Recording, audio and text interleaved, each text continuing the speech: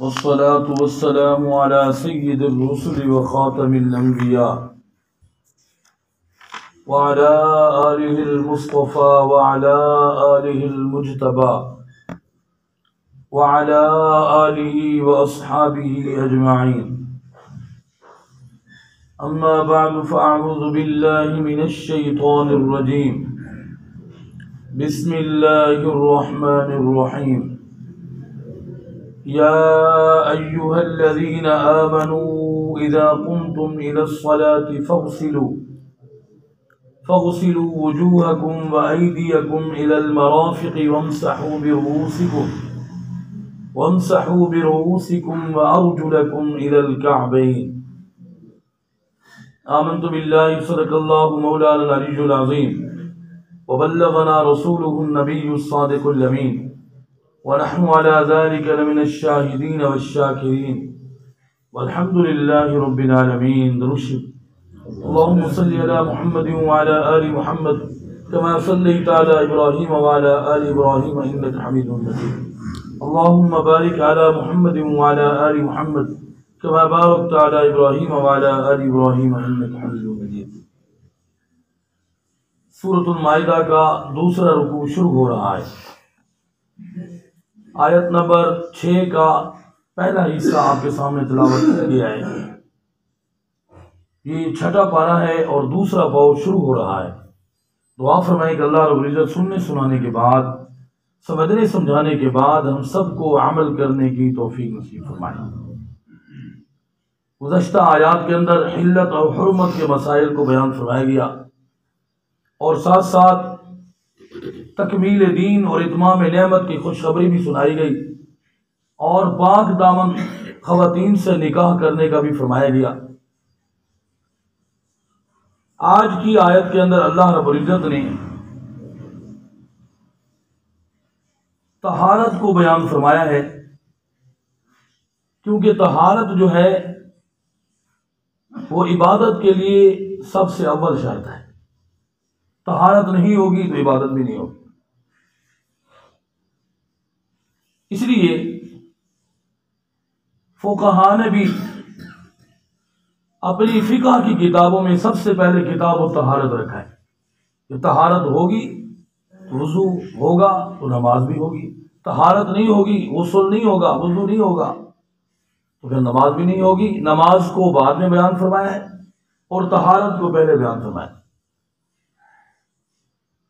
طہارت کے لیے جو بے وضو آدمی ہوتا ہے اس کو حدث اصغر کہتے ہیں. جو بے وضو آدمی ہوتا ہے اس کو حدث اصغر کہتے ہیں، وہ چھوٹی ناپاکی ہے. اور جس کے اوپر غسل فرض ہو اس کو حدث اکبر کہتے ہیں، یہ بڑی ناپاکی ہے. پاک ہونا بڑی ناپاکی سے یا چھوٹی ناپاکی سے ضروری ہے نماز پڑھنے کے لیے. دونوں ناپاکیوں میں سے اگر ایک ہوگی تو فرمایا کہ نماز نہیں ہوگی. جناب رسول اللہ صلی اللہ علیہ وسلم نے ارشاد فرمایا بغیر وضو کی نماز نہیں ہوگی، آدمی جتنی بھی عبادت کرے. تو آج کی آیت کے اندر اللہ رب العزت نے پہلے حصے کے اندر وضو کو بیان فرمایا ہے اور دوسرے حصے کے اندر بھی وضو کو اور غسل کو بیان فرمایا ہے. اسی طہارت کو بیان فرمایا ہے، لیکن پانی نہ ہونے کی صورت میں تیمم کو بیان فرمایا دوسرے حصے. یہ تیمم بطور خاص ہے ہمارے اوپر. تو پہلے حصے کے اندر اللہ رب العزت نے فرمایا یا ایھا الذین آمنوا، اے ایمان والو، اذا قمتم الی الصلاۃ، جب تم نماز کی طرف کھڑے ہو تو فاغسلوا وجوہکم، اپنے چہروں کو دھو لیا کرو. یعنی سب سے پہلے یہ بات فرمائی کہ جب نماز کے لیے تم کھڑے ہو تو وضو کر لیا کرو. نماز کے لیے کھڑے ہو وضو کر لیا کرو. کیا مطلب ہے؟ اگر وضو ہو تو تب بھی کر لیا کرو. جب وضو ہو تب بھی کر لیا کرو. فرمایا نہیں، جب وضو ہو تو نماز پڑھ سکتے ہیں. فرمایا ہاں، ایک حدیث پاک کے اندر یہ بھی ہے، جناب رسول اللہ صلی اللہ علیہ وسلم نے ارشاد فرمایا جس کو وضو ہو اور پھر بھی وضو کر لے تو 10 نیکیاں اس کو ملتی ہیں. لیکن سیدنا امام اعظم ابو حنیفہ رحمۃ اللہ علیہ اس پر بحث کرتے ہوئے وہ فرماتے ہیں ایک وضو ہے دوسرا وضو کرنا نیکی ہے تب جب پہلے وضو سے کچھ نہ کچھ عبادت کی ہو فرضی. اگر پہلے وضو کیا ہے اور کوئی عبادت نہیں کی پھر وضو کر دیا، یوں نہیں یہ پانی کر دیا ہے، پہلے وضو سے کچھ نہ کچھ عبادت کی ہو فرضی عبادت، پھر اگر اس کے اوپر آپ دوسرا وضو کرتے ہیں تو اس پر نیکیاں ہیں. تو فرمایا اگر پہلے وضو موجود ہے، ایک حدیث پاک کے اندر ہے جناب رسول اللہ صلی اللہ علیہ وسلم نے فتح مکہ کے موقع پر ایک ہی وضو سے 4 نمازیں پڑھائی، 4 نمازیں پڑھائی. تو وضو اگر ہے تو آپ عبادت کریں، اور اس سے اگر عبادت کر چکے ہیں پھر دوسری نماز کا ٹائم ہو گیا ہے اور آپ چاہتے ہیں کہ میں جو ہے اور زیادہ ثواب حاصل کر لوں تو پھر اور وضو کر لیں. تو فرمایا ایک تو یہ ہے. دوسرا یہ بھی ہے جب نماز کی طرف کھڑے ہوں یعنی اپنے کام میں مشغول ہیں تو پتہ ہی نہیں ہے وضو ہے یا نہیں ہے، تو لہذا آپ کو شک ہو گیا ہے وضو میرا ختم نہ ہو گیا ہو تو بہتر یہ ہے کہ آپ وضو کر لیں. وضو کریں گے نماز پڑھیں گے وہ تو شک ہو گیا.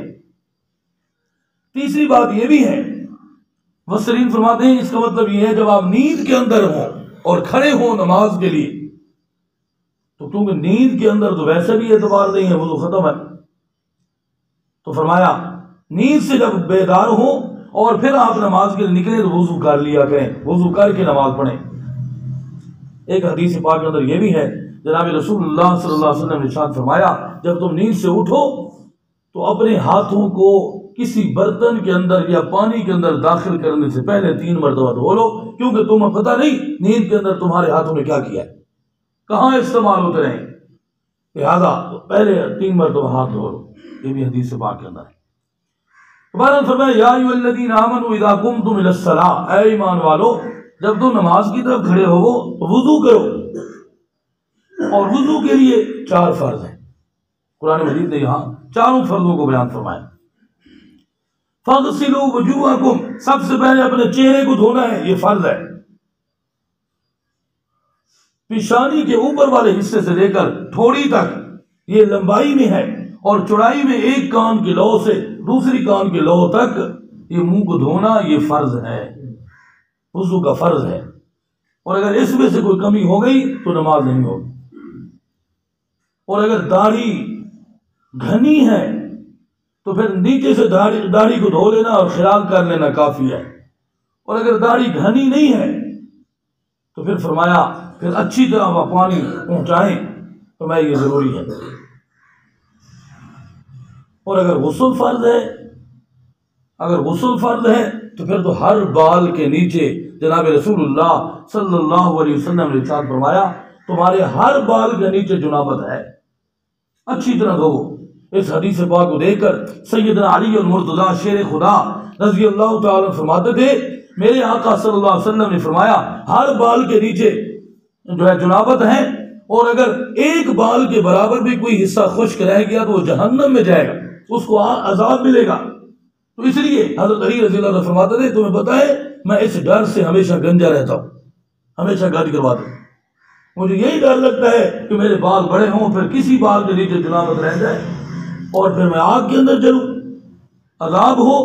تو اس لیے میں اپنے بالوں کو ہمیشہ کٹوا دیتا ہوں تاکہ میرا غسل صحیح طریقے سے ہو. غسل جب فرض ہو تو پھر ایک ایک بال کی جگہ کو تار کرنا اور خشک نہ رہنے دینا یہ غسل کی ضروریات میں سے ہے، فرائض میں سے ہے. تو فرمایا فاغسلوا وجوہکم، پہلا فرض یہ ہے اپنے چہرے کو دھو. دوسرا فرض یہ ہے وایدیکم الی المرافق، اپنے ہاتھوں کو دھو. وہ کون نہیں ہوتا؟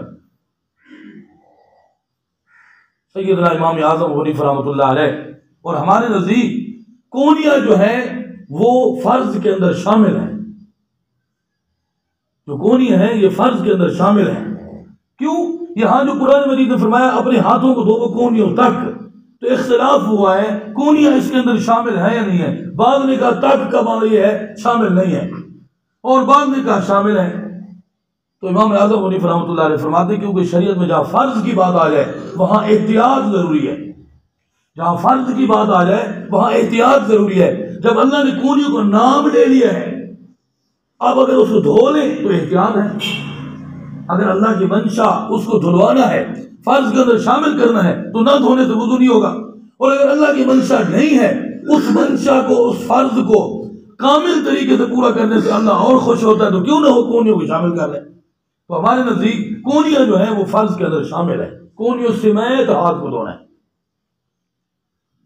یہاں قرآن مجید نے یہ فرمایا اپنے ہاتھوں کو دھو کونے لگ، اس میں یہ سارے ہاتھ ہیں، اس کا مطلب یہ سارے ہاتھ ہیں، تو اس لیے اللہ نے مجید یہاں فرمایا دوسرا فرض کونیوں سمیت ہاتھوں کو دھونا، اور تیسرا فرض وَامْسَحُوا بِرُؤُوسِكُمْ اپنے سر کا مسح کرنا، یہ تیسرا فرض ہے۔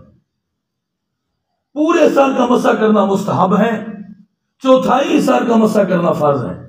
4 حصے اس کے بنا لیں سر کے، تو اتنا مسح ہو جائے کہ چوتھائی سر کا مسح مکمل ہو جائے، یہ فرض کے اندر شامل ہے۔ اگر اس سے کم ہوگا تو وضو نہیں ہوگا، اور اگر پورے سر کا مسح کر لیں مستحب بھی ہے، افضل بھی ہے، ثواب بھی ہے، سنت بھی ہے، برکت بھی ہے، تو کیوں نہ ہو کہ ہم پورے سر کا مسح کر لیں۔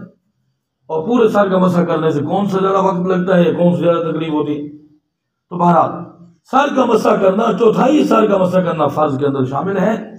اور فرمایا یہ چوتھا فرض یہ ہے وَأَرْجُلَكُمْ إِلَى الْكَعْبَيْنِ اپنے ہاتھوں کو دھونا ہے ٹخنوں سمیت، وہی بات کونیاں جس طرح فرض کے اندر شامل ہیں ٹخنے بھی فرض کے اندر شامل ہیں۔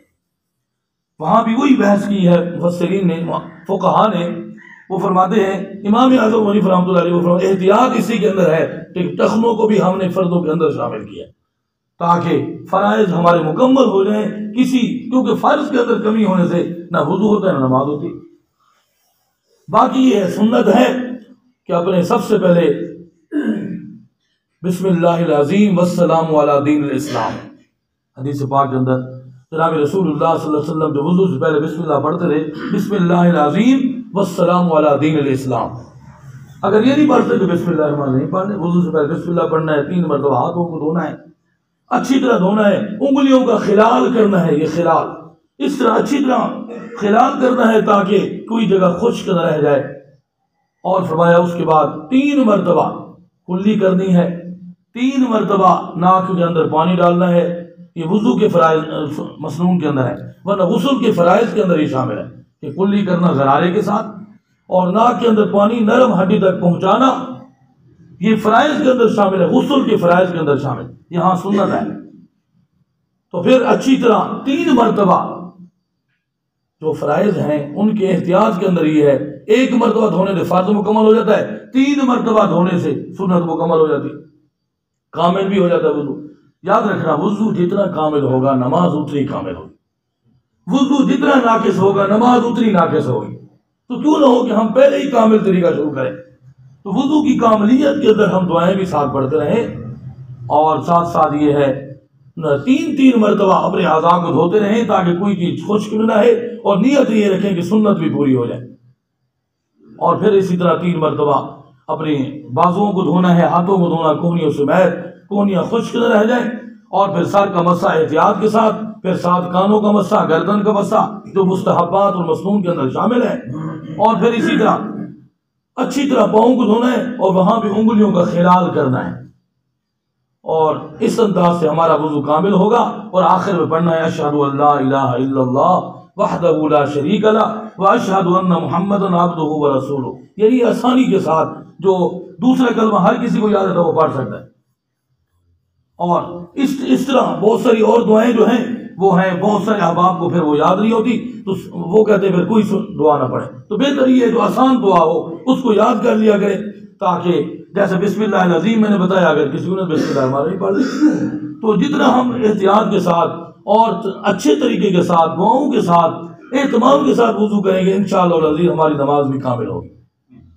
تو اللہ رب العزت نے یہاں فرائض کو بیان فرمایا، وضو کے فرائض کو، اور ساتھ وضو جو ہے وہ سب سے اول ہے، اور حدث اصغر ہے، حدث اصغر سے ہم جو ہے جب پاک ہو جائیں گے، پاکیزگی حاصل کر لیں گے، پھر ہم نماز پڑھیں گے۔ حدث اکبر بھی ہو جائے، جب غسل فرض ہوگا تو پھر ہم غسل کریں گے، غسل کے فرائض کو مکمل کر کے ایک جگہ کا احتیاط کر کے، میں نے جیسے بتایا ہے جناب رسول اللہ صلی اللہ علیہ وسلم فرمایا ہر بال کے لیے جنابت ہے، تو غسل کے اندر بھی اتنی احتیاط ہے تاکہ ہمارا غسل کامل ہو جائے۔